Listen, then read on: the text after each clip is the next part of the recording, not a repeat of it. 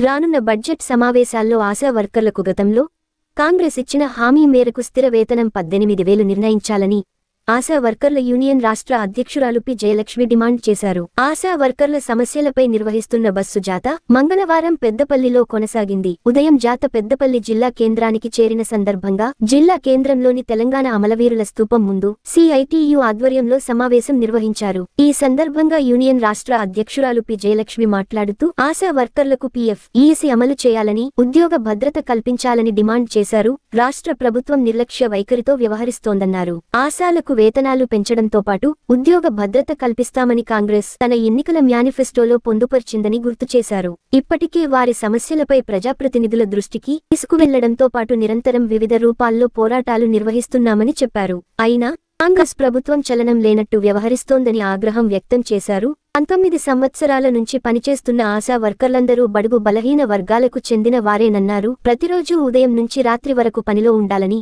లేకపోతే పారితోషికాలు తగ్గించి రాస్తామని అధికారులు బెదిరిస్తున్నారని ఆవేదన వ్యక్తం చేశారు. ప్రసవాల సందర్భంగానైతే 2-3 రోజులు కుటుంబాన్ని వదిలి ఆసుపత్రుల వద్ద ఆశాలు పడిగాపులు కాయాల్సి వస్తోందన్నారు.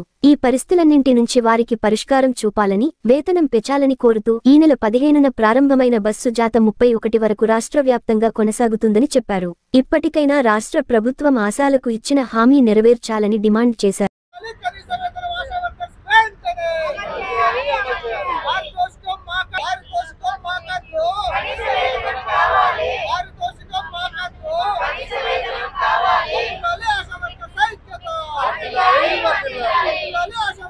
రాష్ట్ర బస్సు జాత డిసెంబర్ 15వ తేదీన నిర్మల్ జిల్లాలో ప్రారంభమైంది.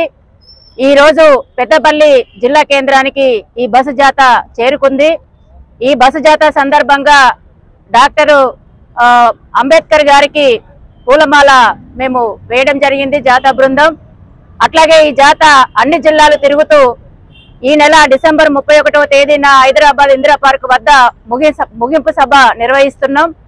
ఈ సందర్భంగా మేము రాష్ట్ర ప్రభుత్వాన్ని డిమాండ్ చేస్తున్నది ఏంటంటే, తెలంగాణ రాష్ట్రంలో 30,000 మంది ఆశా వర్కర్లు పనిచేస్తున్నారు. 20 సంవత్సరాల నుండి మేము పనిచేస్తున్నాం.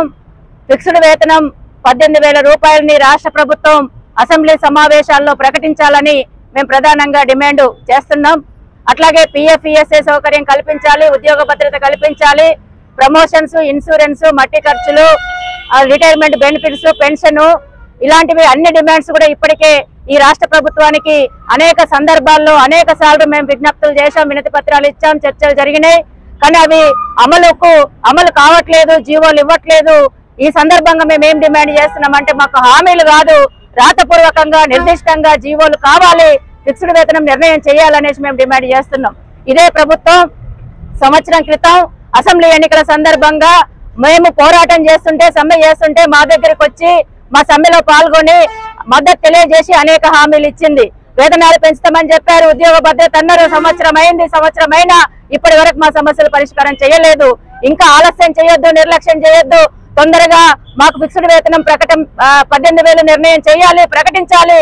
లేనట్లయితే ఈ జాతా ముగింపులోపు రాష్ట్ర ప్రభుత్వం ప్రకటించకపోతే మేము ఆ తర్వాత అనంతరం పనులన్నీ బంద్ చేసి రాష్ట్ర వ్యాప్తంగా నిరవధిక సమ్మెకు కూడా ఆశా వర్కర్లు అందరూ కూడా సిద్ధమవుతున్నారు. అలాంటి పరిస్థితిని రాష్ట్ర ప్రభుత్వం తెచ్చుకోవద్దనేసి మేము డిమాండ్ చేస్తున్నాం.